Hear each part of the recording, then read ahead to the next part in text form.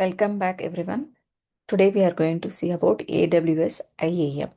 It is nothing but AWS Identity and Access Management.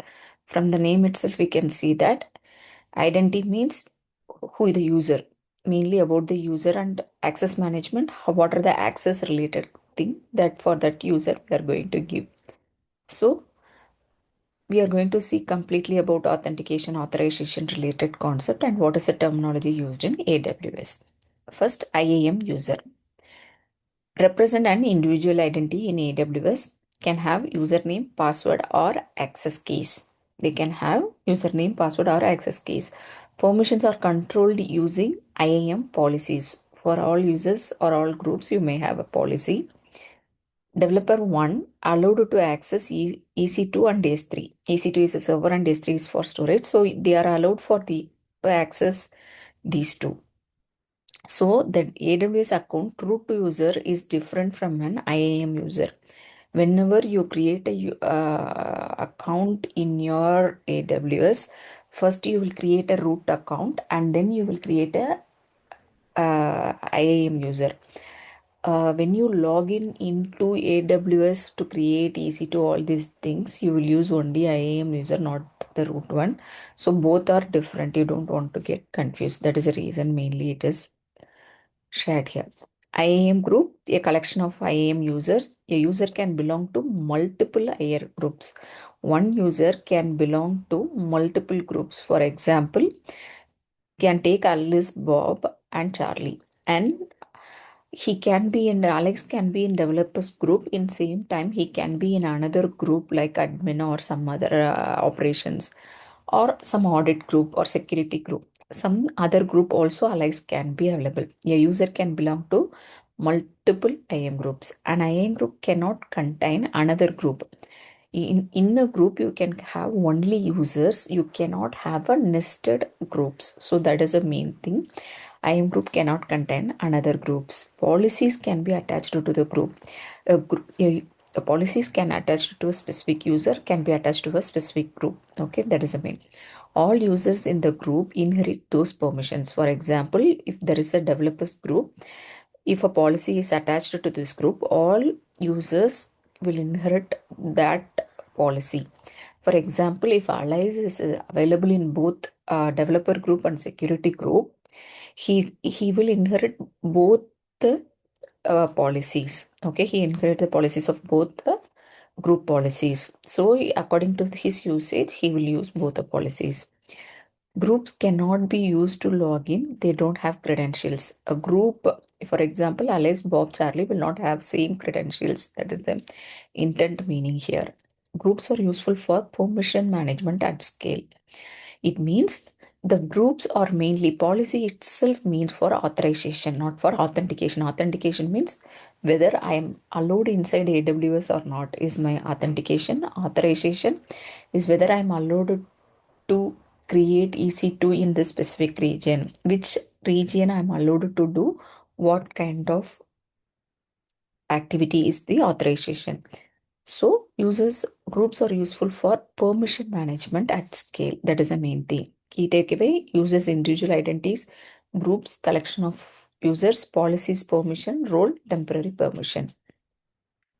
AWS IAM roles and policies.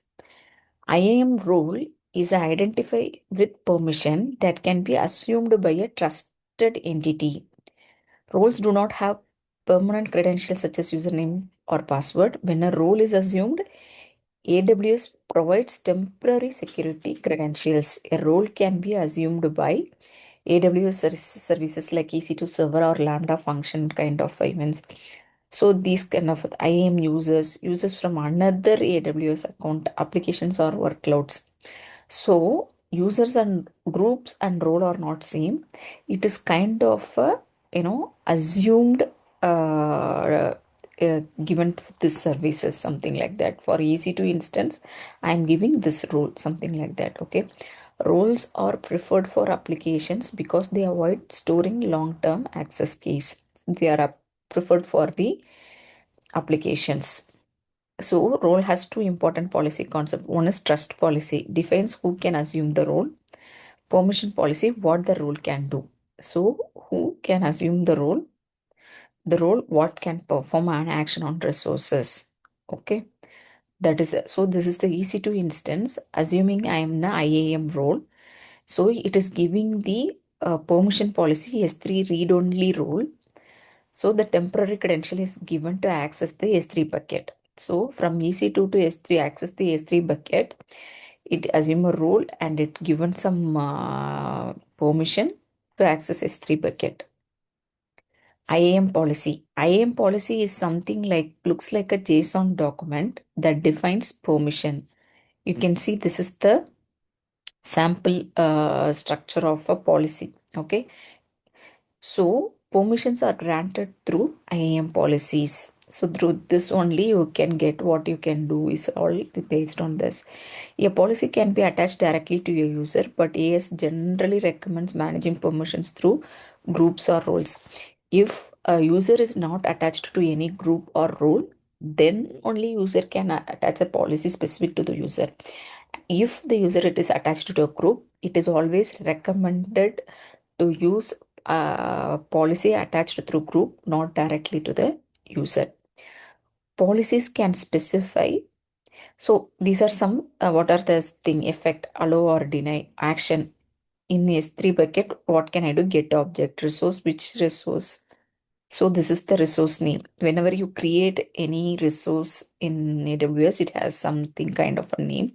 So this one, optional conditions. We'll see this example in the next coming slide, little brief. Okay. So group versus role key difference. Group is a collection of IAM users. Identity that can be assumed. Contains users, does not contain user, cannot be assumed, can be assumed by trusted entities. No temporary credentials, it gives only temporary credentials used to manage the permission for multiple users used by AWS services like EC2, Lambda, or application cross-count, something like that. User have their own long-term credentials, best practices for apps and services, no long-term keys. So this is the difference. It looks group and role look same, but it has a different concept in AWS. So this is how it is. User, a group, collection of users, a role for the service. A policy can be attached to a group or a role. The policy, the role will have a temporary credentials, group will have a permanent credentials. Okay. So the next one is this is the IAM policy structure, basic structure. This is the basic structure. You have your version, the statement effect, action, resource. You can have also have conditions. So version means the policy language version, statement one or more permission rules. So this is where the one or more rules are there. Effect, allow or deny, whether it is allowed or denied. Action, what operation is permitted. For example, here get object, put or whatever the thing that action can be permitted. Resource, which AWS. Here it is some example of S3 bucket. They can create condition, optional condition like based on IP or some authentication device, based on what this can be allowed to do. Principle, who is allowed or not denied. Used mainly in resource based policies or trust under trust policies. If you see here in the basic structure, principle will not be there. This is called identify based policy, identity based policy. When there is a resource based policy, there will be a principle. Yeah, if you see in the above example, the principle it is not there because it is an identity based principle policy. So this is identity based policy, user group role, policies attached, permission is given. In the same way for resources like EC2, EC3, there will be a principle will be there. The principle like the resource of that, for example, slash allies. Okay. So the resource attached to a resource includes a principle who is allowed or denied. The user allies. Okay. Which resource, which user is allowed. Okay. Trust policy, who can assume the role. Permission policy, what can the role do, which we have already seen. So this is about the policy structure. So how the policy will be in AWS. The next one is about security. Next one is about multi-factor authentication. It is one of a security to protect the AWS account. It is a multi-factor authentication. Or multi-factor authentication is nothing but something means it is a password which we know and something you have. For example, MFA will have a device or code. It can be where, for example, if you have seen in lot of banking, we will enter our username password and we will have additional OTP from our mobile. Okay, something like that. So MFA can be enabled for IAM users. MFA should specially be enabled for privileged users. Root user MFA is strongly recommended. MFA can be forced in IAM policy condition.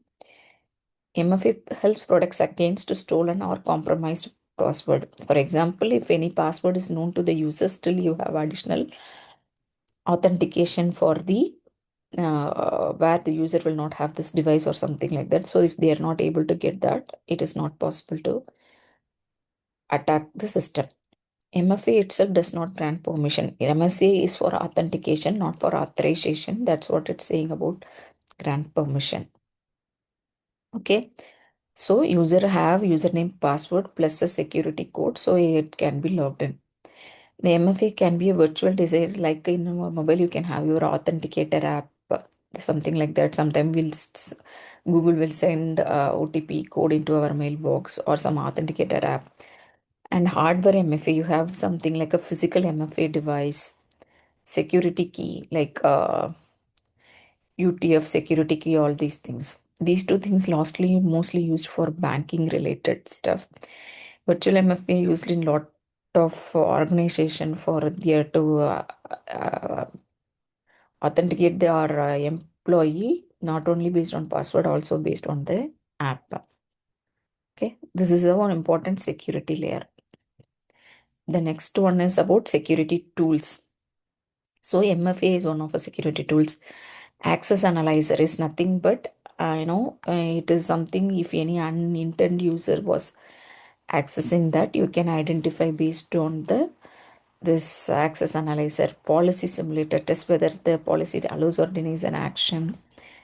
Credential report, so who all kind of audit password access keys. MFA status, so reports the credential status for IAM users. Access advisor shows when services were last accessed for services like EC2, Lambda, S3, all these are whenever used. So, AWS Organization SCPs, for example, SCP does not, this is not about granting permission. It is about if this, how many times this action can be done, something like a threshold.